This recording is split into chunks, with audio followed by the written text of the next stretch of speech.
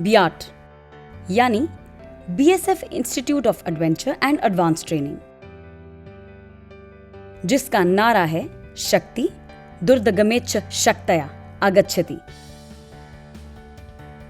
जिसका मकसद है जल थल नभ में दुश्मन को धूल चटाना और किसी भी प्राकृतिक आपदा में नागरिकों की रक्षा करना। इसके लिए बियाट जवानों को कड़ी ट्रेनिंग से गुजारता है। जवानों का कैंपस में आर्टिफिशियल प्रशिक्षण और फिर पहाड़ों में दी जाने वाली माउंटेन क्राफ्ट की ट्रेनिंग हमने आपको बियाट की पहली कड़ी में दिखाई और अब बारी है जल प्रलय से सामना करने की। कश्मीर, गुजरात, बंगाल और नॉर्थ ईस्ट समेत कई बॉर्डर और नक्सल प्रभावित इलाके नदी नालों के जाल से घिरे हैं। वहीं जब प्रकृति जल प्रलय से गुस्सा जाहिर करती है तब इंसानी बस्तियों के अस्तित्व पर खतरा खड़ा हो जाता है। माउंटेनियरिंग के बाद बियाट की टीम ऐसे हालात से निपटने के लिए अपने जौहर दिखाने गंगा की तरफ बढ़ चली। पहाड़ों के बीच सर्पीले रास्तों से होते हुए हम वहां पहुंचे, जहां गंगा की लहरें पहाड़ छोड़ते हुए रौद्र हो उठती हैं।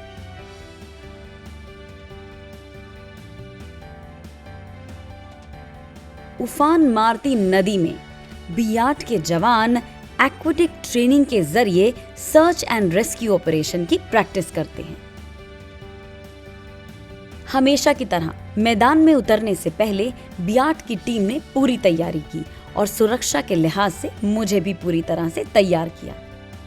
तो मैम, सबसे पहले बीएसएफ की तरफ से आपका बहुत बहुत स्वागत है वाइट वाटर राफ्टिंग के लिए। मैम, इस जगह का नाम है मरीन ड्राइव।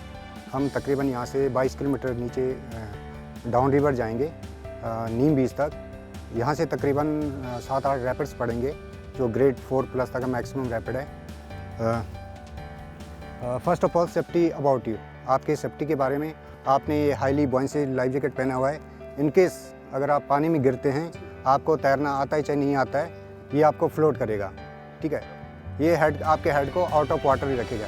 हेलमेट है, इनकेस अगर आप पानी में रैपिड में गिर जाते हैं, अगर आपके सिर में बेसिकली ये आपके सिर को प्रोटेक्ट करेगा, आपके सिर को चोट, बशर्ते आपका ये प्रॉपर टाइट होना चाहिए।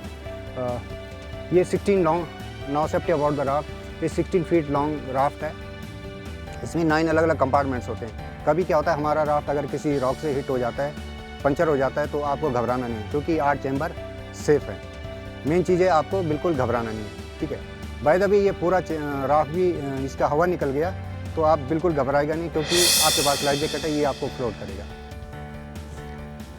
अभी बैठने का तरीका है, मेन आपका बैठने का तरीका है, ये फ्रंट साइड है, वो बैक साइड है, ये राइट साइड है, ये लेफ्ट साइड है।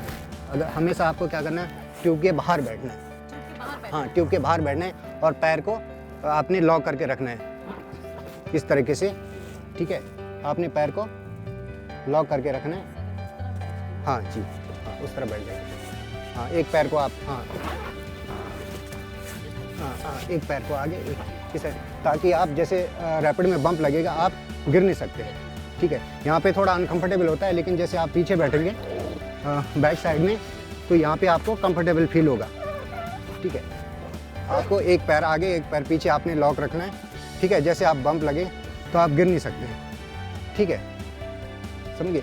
जितना आप बाहर बैठेंगे राफ्ट का बैलेंस स्टेबल रहेगा। एक्वेटिक ट्रेनिंग के दौरान हर मुश्किल हालात से गुजारकर जवानों को सिखाया जाता है कि हालात चाहे कितने भी मुश्किल भरे बन जाएं, लेकिन उन्हें पैनिक नहीं करना है, हौसला नहीं हारना है।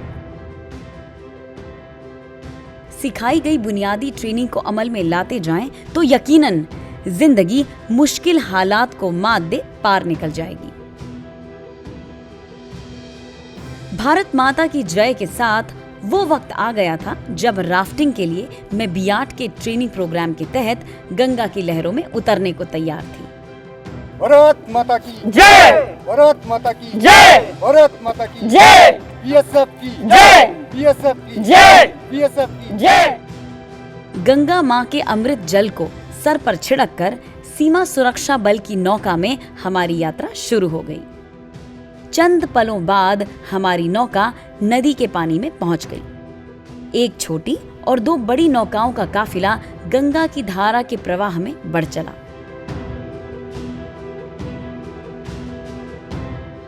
एक्वेटिक ट्रेनिंग के तहत किसी भी सर्च एंड रेस्क्यू ऑपरेशन को अंजाम देने के लिए राफ्टिंग टेक्निक की बहुत बड़ी अहमियत है। जरूरत पड़ने पर राफ्ट या फिर बोट नहीं होने के हालात में भी बियाट इम्प्रोवाइज तरीकों से भी जवानों को दूसरों की मदद करने के लिए तैयार करता है। यहाँ जवान एक छोटी कश्ती में सवार हो पानी में फंसे 2 लोगों की जिंदगी बचा सकता है। मैं जो डेमोन्स्ट्रेशन है उसका लाइव एक्सपीरियंस ले रही हूँ। जैसे ये बता रहे थे कि जब कोई डूब रहा हो तो इस तरह से जो कैकिंग करते हैं वो लोग उन्हें बचाते हैं, तो मैं भी वही एक्सपीरियंस ले रही हूँ। अगर मैं पानी में गिर जाए कोई तो किस तरह से उसको बचाया जाता है।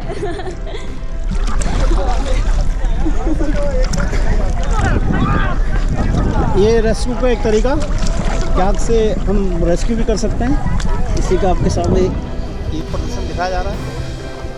इस तरीके से आप डूबते हुए व्यक्ति को बचा सकते हैं। नदी के पानी की रफ्तार कहीं सामान्य तो कहीं लपटों में बदल जाती।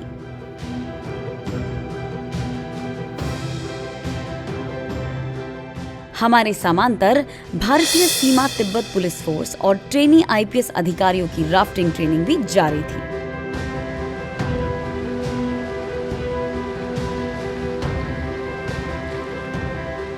राफ्टिंग के दौरान जब जब गंगा में कोई रैपिड आता तो लगता कि बिजली सी तेज ये जलधारा बोट को उठाकर पलट देगी और हम 2 पल में बेबस हो पानी के हवाले हो जाएंगे।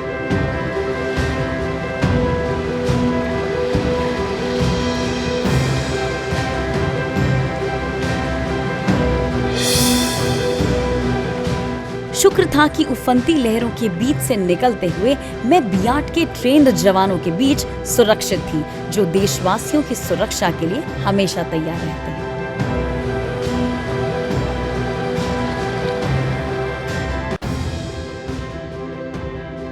इस दौरान छोटी कश्ती में सवार इकलौते बियाट ट्रेनर की कश्ती हिलोरे मारते हुए गंगा में पलट गई और मेरी सांसें अटक गईं। पर दूसरे ही पल बीएसएफ का अजय प्रहरी फिर से नौका को काबू कर चुका था। तब मुझे समझ आया कि ये एक्टिविटी भी उनके प्रशिक्षण का हिस्सा है।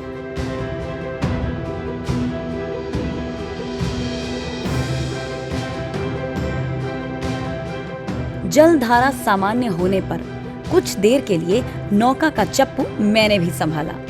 एक पड़ाव पर कश्ती को किनारे लगाते हुए जीत का एहसास अलग ही लगता है।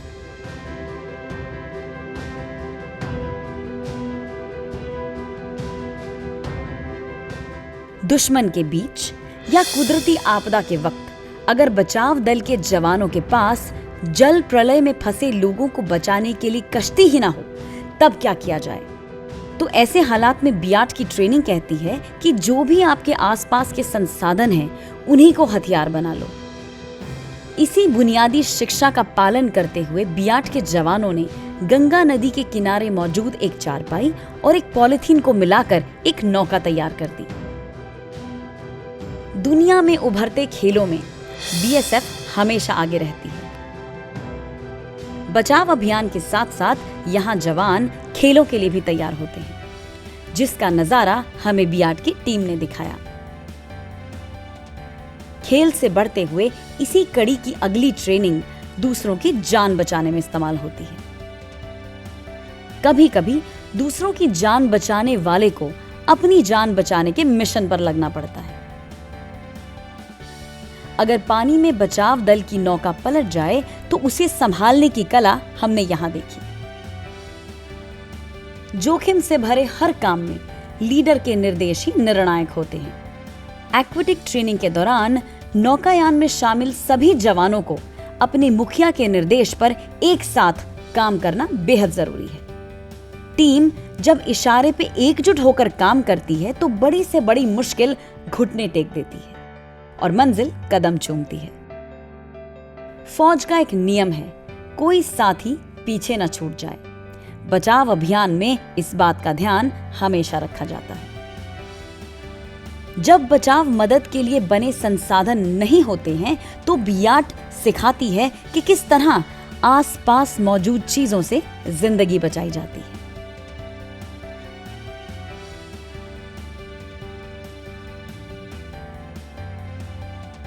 पानी में डूब रहा शख्स होश खो अक्सर बचाने वाले को ही डुबोने लगता है। इसीलिए पानी में डूब रहे पीड़ित को बचाने की भी टेक्निक होती है, जो बियाट ट्रेनिंग का अहम हिस्सा है। पकड़ लेता है आपको सामने से, इसको फ्रंट स्ट्रगल होल्ड बोलते हैं। इसके निकलने के लिए इस तरीके से हाथ और रिलीज करेंगे, रिलीज हो जाएगा। अगर रियर से पकड़ते हैं इस तरीके से, ये लॉक, इसके एक या दो उंगली पकड़ना है, फिर ये इस तरीके से रिलीज किया जाता है। अभी लिया नहीं के लिए ध्यान देगा तो चिन पकड़ के ले आते हैं तो चिंटो, चिंटू, अगर हेड पकड़ के ले आते हैं तो हेट्टो, अगर आम पकड़ के ले आते हो तो आमटो। और ये साइड साइटो से जो भी आपने देखा था अभी साइटो से लेके आए थे। तो इस तरह की जो ट्रेनिंग है वो हम लोग यहाँ पे ऐसे भी ट्रेनिंग को देते हैं। और ये हमारे वाटर जो हमारी जो ट्रेनिंग चलती है यहाँ पे फ्लड वाटर रेस्क्यू चलता है, बेसिक चलता है, फिर उसका हम एडवांस कराते हैं। उसमें ये हमारा बहुत ही इंपॉर्टेंट पार्ट है, लाइफ सेविंग टेक्निक्स, क्योंकि आपने बचा तो लिया लेकिन कई जगह आपकी भी जान खतरे में पड़ सकती है। तो इस तरह की हमें इसमें सिखलाई यहाँ पे ट्रेनिंग को देते हैं। पानी के अंदर बंधी एक रस्सी के सहारे बिन बहाव की चपेट में आए कतारबद्ध हो सैनिक पूरी नदी पार कर दुश्मन पर चौंकाने वाला धावा बोल सकते हैं। जरा सोचिए, दुश्मन के सामने नदी में कुछ छोटा मोटा कचरा मलबा बहा जा रहा है, तभी पानी के अंदर से बीएसएफ के जवान हथियारबद्ध हो एक साथ निकलते हैं और मिशन का अंजाम आप खुद समझ सकते हैं। पवन जी, आप एक्वाटिक विंग है जो बियाट का, उसके ऑफिसर इंचार्ज हैं, तो किस किस किस्म की ट्रेनिंग्स आप लोग इम्पार्ट करते हैं एक्वाटिक विंग में? बेसिकली मैम 3 प्रकार की बेसिक ट्रेनिंग होती है हमारी। एक वाटरक्राफ्ट की बेसिक ट्रेनिंग होती है 4 वीक्स की। इसके अलावा एडवांस ट्रेनिंग, उसी में जो ज़्यादा अच्छी ग्रेडिंग लेते हैं उनका एडवांस कोर्स कराते हैं मैम, उसमें 3 वीक का ट्रेनिंग होता है। इसके अलावा एक हमारा कयाकिंग कोर्स चलता है। ये ट्रेनिंग हमारे मुख्य हैं। जो भी हमारे पास जो ट्रेनीज आते हैं, हमारे बीएसएफ फोर्स के हों, सीपीओज़ के हों या अदर पुलिस ऑर्गेनाइजेशंस के हों, इनको हम बेसिकली लाइफ सेविंग टेक्निक्स, इसके अलावा वाटर में अगर आप आगे तो वाटर रेस्क्यू कैसे किया जा सकता है, और इसके लिए तीसरी चीज़ है इम्प्रोवाइज मेथड से हम किसी चीज़ें जो आपके चारों तरफ दिख रही हैं उनको इस्तेमाल करके हम इसका इस्तेमाल कर सकते हैं।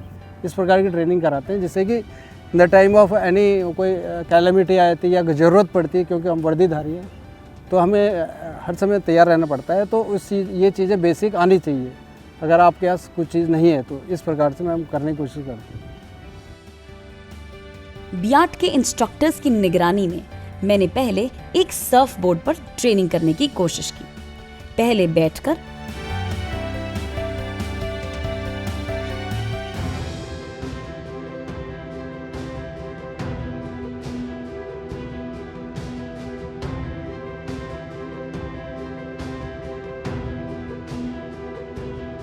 और फिर खड़े होकर गंगा के बहते पानी में सर्फिंग का ये मेरा पहला और शानदार एक्सपीरियंस था। उसके बाद लाल रंग की एक छोटी सी नौका में बैठकर गंगा की लहरों के बीच काइकिंग करने का भी अपना ही थ्रिल था।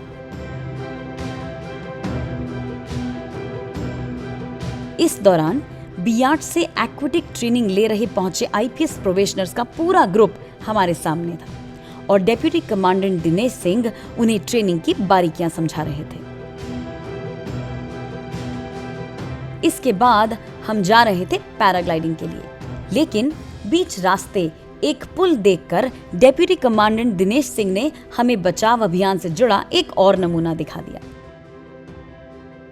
बियाट के जवान हर वक्त तैयार रहते हैं। पुल पर रस्सियां जड़ चंद पलों में नदी के तल पर उतरना हो या फिर इसी तकनीक का इस्तेमाल कर हेलीकॉप्टर से उतरकर सर्च एंड रेस्क्यू ऑपरेशन को अंजाम देना हो, ये सब इनकी सीरत का हिस्सा बन चुका होता है।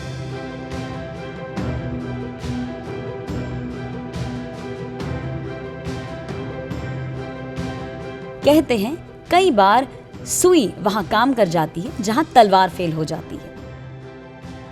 यही कहावत दुश्मन के बीच या फिर बचाव अभियान में कई बार काम आती है। पर्वत, पठार या फिर मैदान में जहां गाड़ी और हेलीकॉप्टर फेल हो जाते हैं, वहां साइकिल उसी सुई का काम करती है। बीएसएफ के जवान इस 2 पहिए की मशीन से कई कमाल कर डालते हैं। पैराग्लाइडिंग की मंजिल तक पहुंचते पहुंचते रास्ते में हमने कई बीएसएफ की माउंटेन बाइकिंग की टोलियों को देखा। नेचुरल डिजास्टर के दौरान कई बार हालात ऐसे बन जाते हैं कि हेलीकॉप्टर से मदद नहीं पहुंचाई जा सकती है। तब पैराग्लाइडिंग मददगार साबित होने वाली तकनीक है। बियाट अपनी ट्रेनिंग में इस पर भी खास जोर देता है। This is a helmet. Safety first. Always remember when you get in the harness and attach with the wing. Before all of this, you will wear a helmet.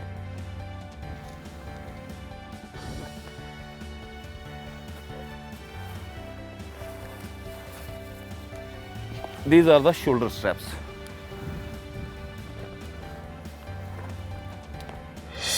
Then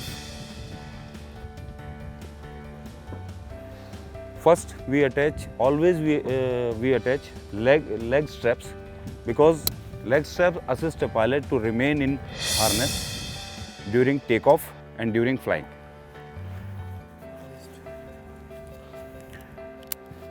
These are the leg straps and waist strap, then chest strap, skirt closer,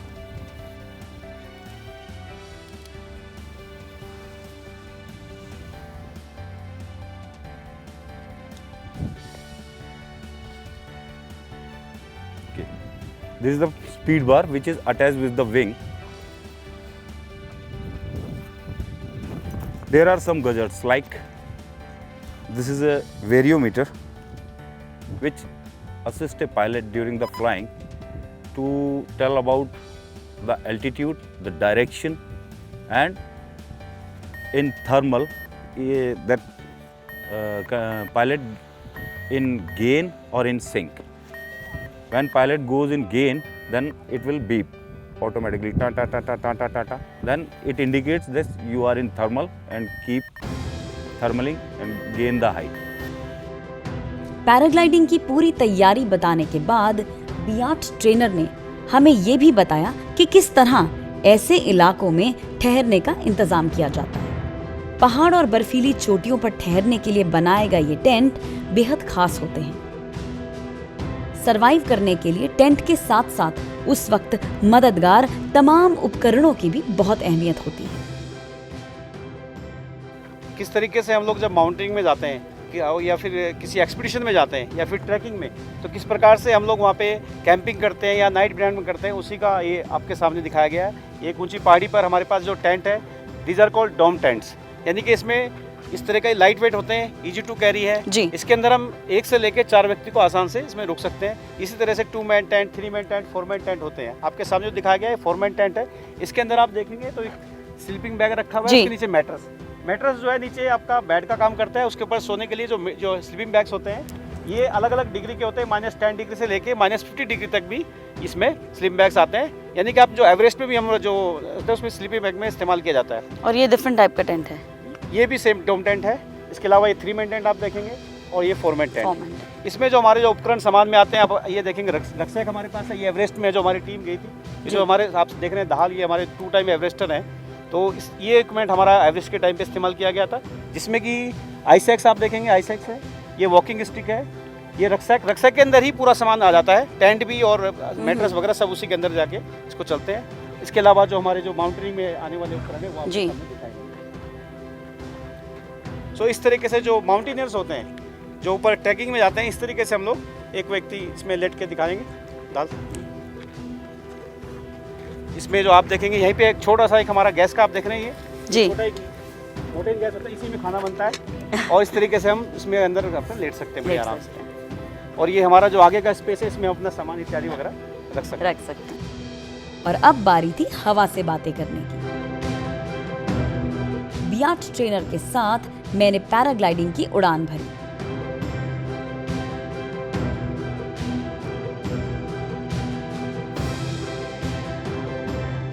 पर्वत के नीचे और धरती से सैकड़ों feet ऊपर से नजारा शानदार था। जमीन मानो एक खूबसूरत कलाकृति नजर आ रही थी।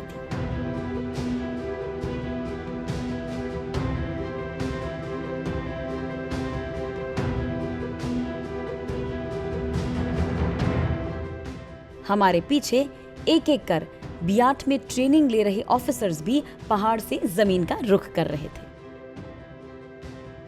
जमीन पर लैंडिंग के बाद बियाट के डेप्यूटी कमांडेंट प्रमोद जोशी ने हमें ग्राउंड हैंडलिंग की बारीकियां बताई। ग्राउंड हैंडलिंग में सबसे पहले तो ये क्या करते हैं, इंट्रोडक्शन हम जो कराते हैं, हमारा P1 कोर्स चलता है पहले, P2 P3। तो P1 के अंदर में इंट्रोडक्शन पूरा पार्ट कवर हो जाता है।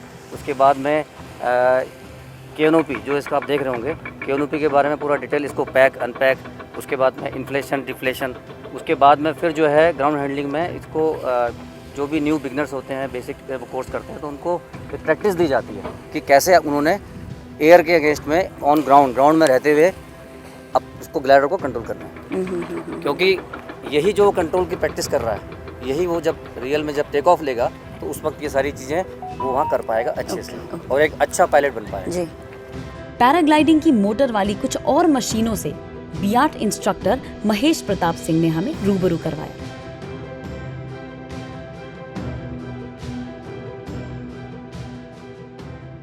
ये ट्राइक है, ये 450 सीसी की ट्राइक है मैम।